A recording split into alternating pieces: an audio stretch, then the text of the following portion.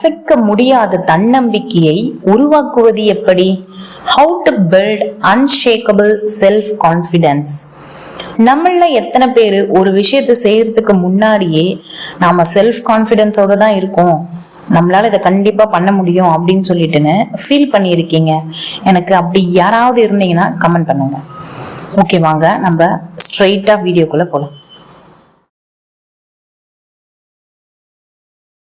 நான் உங்ககிட்ட ஒரு விஷயத்த சொல்ல போறேன். அத நான் சொன்ன பிறகு உங்கள எத்தனை பேரு அதை அக்செப்ட் பண்ணிப்பீங்கன்னு எனக்கு தெரியாது. அப்படி யாராவது அதை அக்செப்ட் பண்ணிக்கினீங்கன்னா எனக்கு கமெண்ட் செக்ஷன்ல எஸ்ன்னு டைப் பண்ணுங்க. ஒன்னும் இல்லைங்க, கான்பிடன்ஸ் இருக்கு இல்லைங்களா, நம்பிக்கை.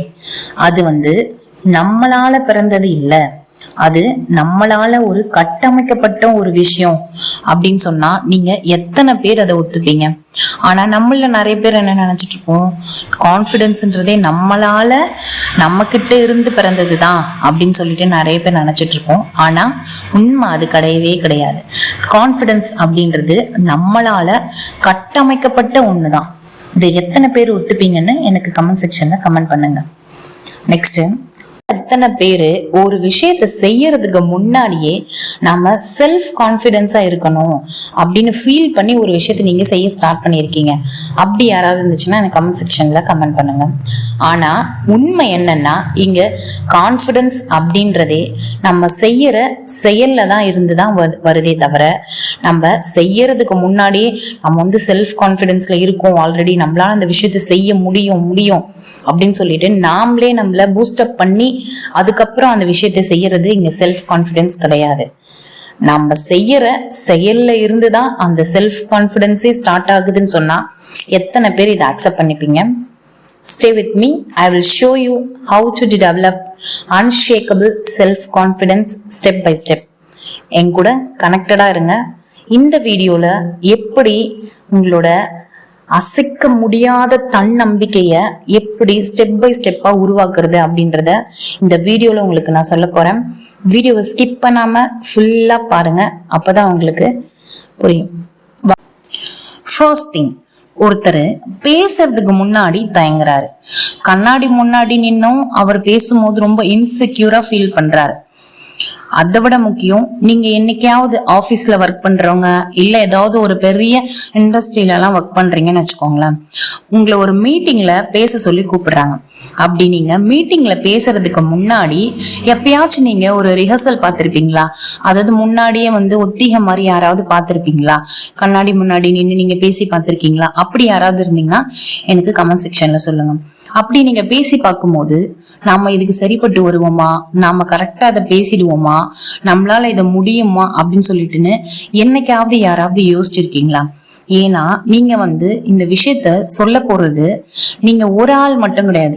நீங்க இது ஒரு விஷயத்த ஒரு 1000 பேர் முன்னாடி இல்ல ஒரு 100 பேர் முன்னாடியாச்சும் சொல்ல போறீங்க. நீங்க சொல்ல போற இந்த விஷயத்தால உங்க கம்பெனிக்கு ஒரு ப்ராஃபிட் கிடைக்கலாம், உங்க கம்பெனிக்கு ஒரு வளர்ச்சி கிடைக்கலாம். இல்ல நீங்க சொல்ல போற இந்த விஷயத்த கேட்டு உங்களோட கொலீக்ஸ்க்கும் ஒரு எக்ஸாம்பிள் இருக்கலாம். உங்களை ஒரு எக்ஸாம்பிளா எடுத்துக்கலாம். ஓகே, நம்மளாலையும் முடியும், நாளைக்கு நாமளும் இதே மாதிரி பேச முடியும், நாமளும் நம்மளோட இதுவை நெக்ஸ்ட் லெவலுக்கு கொண்டு போக முடியும் அப்படின்னு சொல்லிட்டுன்னு அவங்களும் உங்களோட பேச்ச அவங்க அதெல்லாம் அட்மையர் ஆகலாம். ஆனா நீங்க அப்படிலாம் இல்லாம எந்த விதமான செல்ஃப் கான்பிடன்ஸும் இல்லாம பேசினா இது உங்களை மட்டுமா பாதிக்கும்? கண்டிப்பா கிடையாது, உங்களை சுத்தி இருக்க எல்லாரையுமே பாதிக்கும். சோ இந்த அசைக்க முடியாத இந்த செல்ஃப் கான்பிடன்ஸ் இருக்கு இல்லைங்களா, இது ஒரு 3 ஸ்டெப்பா இருக்கு.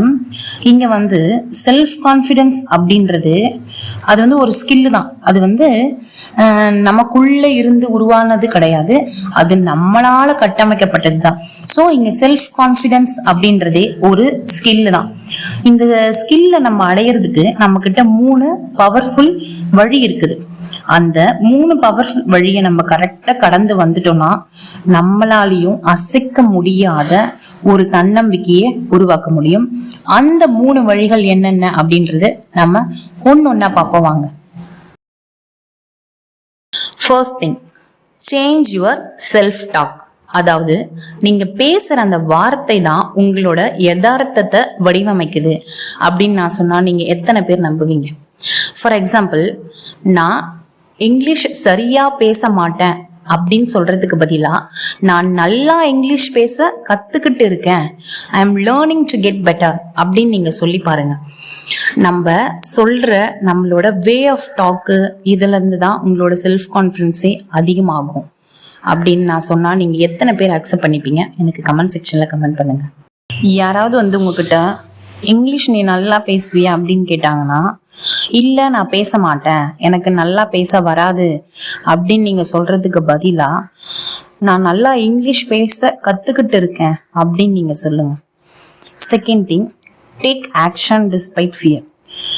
அதாவது பயம் இருந்தாலும், உங்களுக்குள்ள ஒரு பயம் இருந்தாலும் நீங்க அந்த இடத்துல ஆக்ஷன் எடுக்க தயாராகுங்க. ஃபார் எக்ஸாம்பிள், நீங்க ஸ்டேஜ்ல போயிட்டு ஒரு ஸ்பீச் கொடுக்கணும். எத்தனை பேருக்கு ஸ்டேஜ் ஏறி ஸ்பீச் கொடுக்கணும் அப்படின்ற ஒரு சூழல் வந்திருக்கு? அந்த டைம்ல உங்களோட ஹார்ட் பீட் எத்தனை பேருக்கு பட நடிச்சிருக்குன்னு சொல்லுங்க.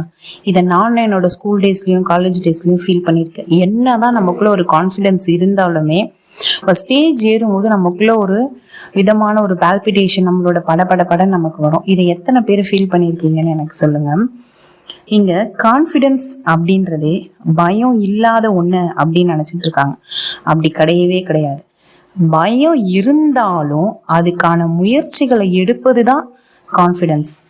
த more you do, the more confident you become. நமக்குள்ள எவ்வளோ பயம் இருந்தாலும் சரி, நம்ம அதுக்கான ஆக்ஷனை எடுக்கணும். பயம் இருக்கு அப்படின்னு சொல்லிட்டுன்னு நம்ம அதுக்கான ஆக்ஷன் எடுக்காம விட்டுட்டோம்னா அங்கதான் நம்ம தோத்து போயிடுறோம். கான்ஃபிடென்ஸ்ன்றதே பயம் இல்லாத ஒண்ணு அப்படின்னு கிடையவே கிடையாது. பயம் இருந்தாலும் அதுக்கான முயற்சிகளை எடுக்கிறது தான் கான்ஃபிடென்ஸ். அண்ட் லாஸ்டா third one, celebrate small wins.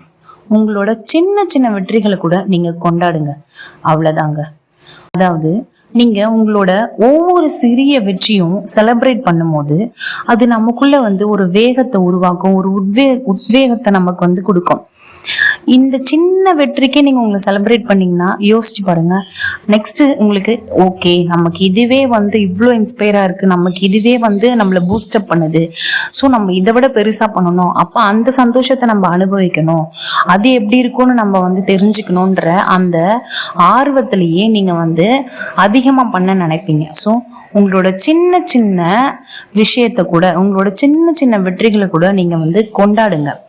அவ்வளவுதாங்க. நான் சொன்ன இந்த 3 விஷயத்த மட்டும் நீங்க ஃபாலோ பண்ணீங்கன்னா கண்டிப்பா உங்களாலையும் அசைக்க முடியாத ஒரு தன்னம்பிக்கையை உருவாக்க முடியும்.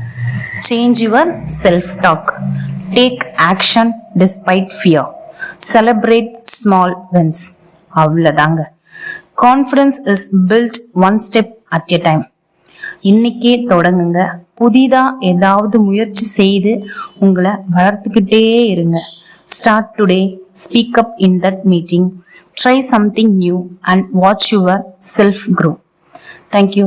கண்டிப்பா இந்த வீடியோ உங்களுக்கு ஒரு உத்வேகத்தை கொடுத்துருக்குன்னு நான் நினைக்கிறேன்.